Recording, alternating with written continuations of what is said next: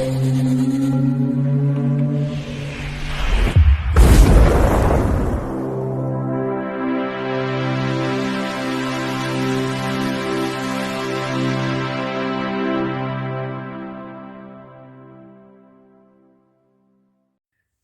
Bayek, it's me Ian, and in today's video I'm looking at this. This is Ghost from 1990. This is a wonderful film. It's one that I come back every year to watch, and it's a well-loved film, I think, and I think the public agreed as well. And the more you see it, the more you realize what a great film this is. The performances, everything about it, it's just wonderful. So, it's 127 minutes long, and it just sails by. Honestly, it just goes by so quickly. It can be described as a supernatural romance with drama, I suppose. Yeah. And it's 75% on Rotten Tomatoes. The rotten people. How could they? Yes, some critics didn't like it, but let's face it, the public disagreed. It was on a budget of $22 to $23 million. And guess what? At the box office, worldwide, it made $505.7 million. Wow. Yes. You can see why this film, it's got everything that you kind of want in this kind of entertainment. It's almost like a perfect Hollywood film, really. It's very much like that. Now, it's written by Bruce Joel Rubin, who wrote screenplays for Brainstorm 1983, which was the wonderful film that sadly was Natalie Wood's last appearance. Deadly Friend 1986, which is a Wes Craven film. Jacob's Ladder 1990. That's an interesting film. Some people find it a bit weird, that one. Deep Impact from 1998. Stuart Little 2, 2002.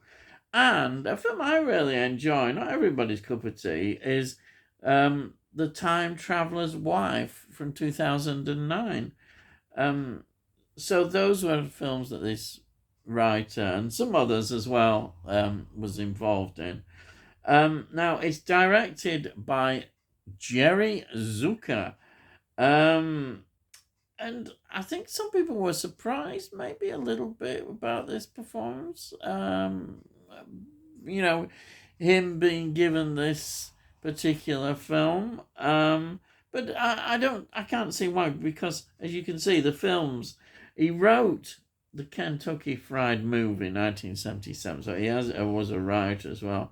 But he directed Airplane, yes, Airplane 1980, what a film, and Top Secret, The Naked Gun from the Files of Police Squad 1988. Yes. Wow. What can you say about that? Fantastic. So there was that. Also, First Night, 1995, which stars Sean Connery. Brilliant film. And also in 2001, Cat Race. I don't know that one, but there it is. The last one they directed. This film was shot in LA, but they went on location to New York City. And the visual effects, well, they were done digitally, digital video, which I think are effective. I think they're good for it, definitely. So the cast, let's go into that. We've got Patrick Swayze, who plays Sam Wheat. What a sad loss Patrick Swayze was. He seemed far too young. Far too young.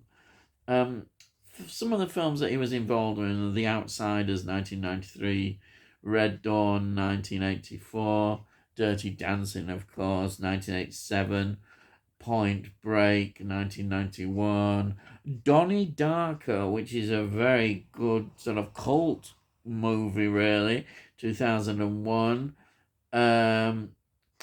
Keeping Mum from 2005, Jump, 2007, and his last film was Powder Blue, 2009. Then we've got Demi Moore, who plays Molly Jensen. She's got an interesting filmography. She was on Blame It on Rio, 1985. I know Michael Caine's in that one. St. Elmo's Fire, 1985, which is a very popular 80s film. Then A Few Good Men, wow, 1992, which has got Jack Nicholson in that one, I think, and Tom Cruise. Brilliant film. Indecent Proposal, yes, quite controversial. 1993, she's in that. And Disclosure as well. Disclosure, very underrated, 1994. And Striptease, of course, I think she's known for that one. That's 1996. She was in Charlie's Angels, Full Throttle, 2003. She was in Mr. Brooks, 2007, which is a very interesting Kevin Costner film where he's playing a serial killer. Yeah, that's something to look at, that film. Forsaken, 2015.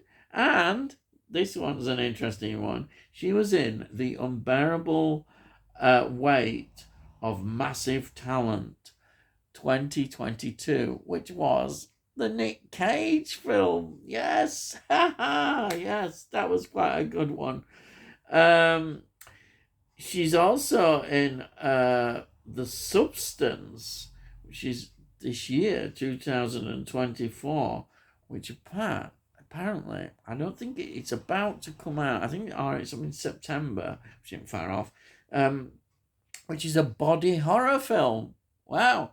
So that's something to look out for as well. She's in that. Yeah, absolutely wonderful. Then we've got, Whoopi Goldberg, who plays Oda Mae Brown. She, of course, really rose to prominence in The Colour Purple, 1985. She was also in Fatal Beauty, 1987. And then Sister Act, 1992. Sister Act 2, Back in the Habit, 1993. Extremely successful box office films. Karina, 1994. And of course, she was in Star Trek Generations, 1994. She's wonderful in Star Trek as Guinan. She was in the Rugrats movie as a voice in 1998. Rugrats, yes. She was in Girl Interrupted, 1999. And of course, she was in another Star Trek Nemesis, 2002, which was the very last Star Trek Generation film to hit the screen. She was in 9/11, 2017. And she was in Outlaw Posse this year, 2024. Then we've got Tony Goldwyn, who plays, I suppose, Carl Brunner, who is the villain. Yes. And he was in Friday the 13th, Part 6, Jason Lives, from 1986. He was in The Pelican Brief, 1993. He was in Nixon, 1995. He was in The Last Samurai, 2003. He was in, here we are, The Last House on the Left, 2009, which is a remake of the Wes Craven film, I think. Yeah, and that one is considered very highly now. Definitely.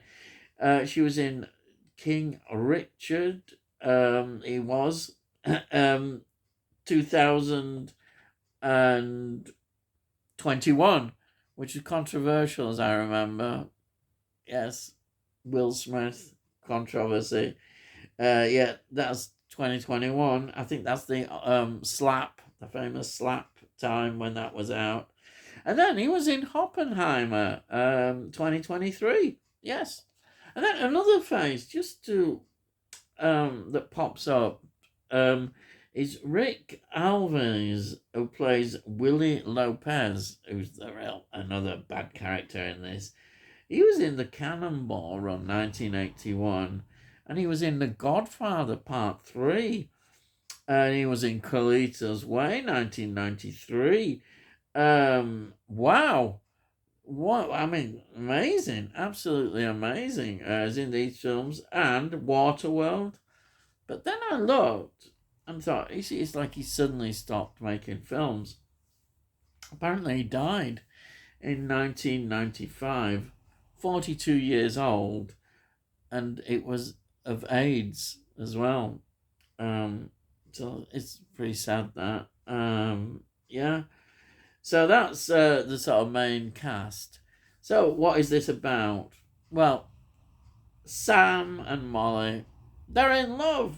They're in their romance, and then disaster strikes. Because really their romance is really short-lived. When Sam is killed by this thug, but of course we find out there's a lot more behind this killing. And his spirit remains there behind, and Eve knows that he's got to protect Molly because he knows now who was all responsible, and there's a whole thing going on, and he's got to protect her. And he knows, well, he's got to think of some way of doing that, and he comes up with the idea of getting in contact with a medium who then can help save Molly, by telling her about the dangers and all that kind of thing. And then he comes across the Whoopi Goldberg character, Oda Mae Brown. And of course, she thinks she's kind of a fake medium, really. But it turns out she can see him, and it's not fake. And Whoopi Goldberg just makes you laugh so much.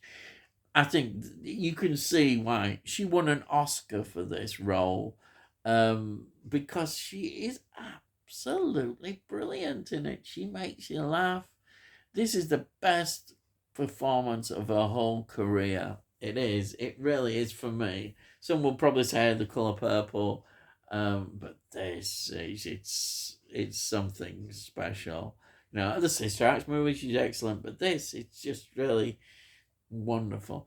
Incidentally, as I said, the script won an Oscar as well, so it's a 2 Oscar film. This, so the script, Bruce Joel Rubin won the Oscar for the script.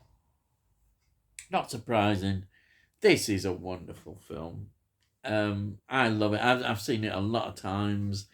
It comes across so good, and I've should mention the music, because the music is by Maurice Jarre, who we know as one that does so many films, but it's the music by Robert Harwood, who was of the Righteous Brothers, singing and the Unchained Melody. And this song, mixed with this scene, the pottery scene, the famous pottery scene, is there. It's in those Hollywood legends. So Robert Hadfield, yeah, he's the lead vocalist of the Righteous Brothers. and it's Unchained Melody. I suspect that song has been covered by so many people, but it fits perfectly into the film and in that scene. And that scene has become a cultural scene. It's gone out, spread, it's been parodied, it's talked about. And there it is, the pottery wheel, and it's an essential scene, really. It's Patrick Swayze and Demi Moore are excellent in this scene, and that's why you can easily see why.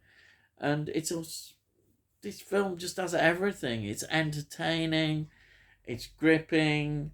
Even I know the story, and it's funny as well because of Whoopi Goldberg and the brilliant script. Everything about it works well, and Patrick Swayze. Wow, what can I say about him? It's great performance, absolutely outstanding performance. You realize, how good an actor he is when you watch this. I just love it. I absolutely love it. That's why I thought, wow, I've got to review this, and I'm doing it now because it's another of these films that I think, oh yeah, I've got to review that because it's so good. So before I go, as always, I'll show you my copy. There it is. And there's the back. Now, there is a good making of documentary. They're not massively detailed, but there's a really nice documentary about the making. And there's interviews with all the cast. So you've got Demi Moore, Patrick Swayze interviewed, the director, the writer. You've got all that. Fantastic.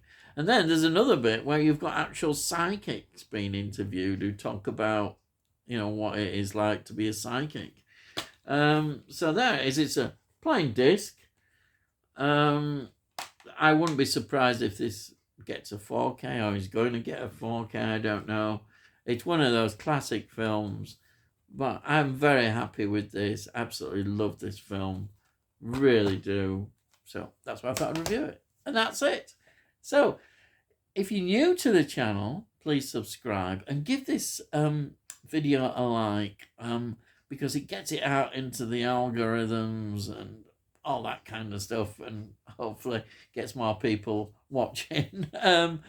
And so if you subscribe, you can look at all the things I do, all the reviews, films, TV, some music. And if you got any comments, please put your comments down. I love to read your comments and I'll always reply. And that's it. So all I've got to say is, I'll see thee again.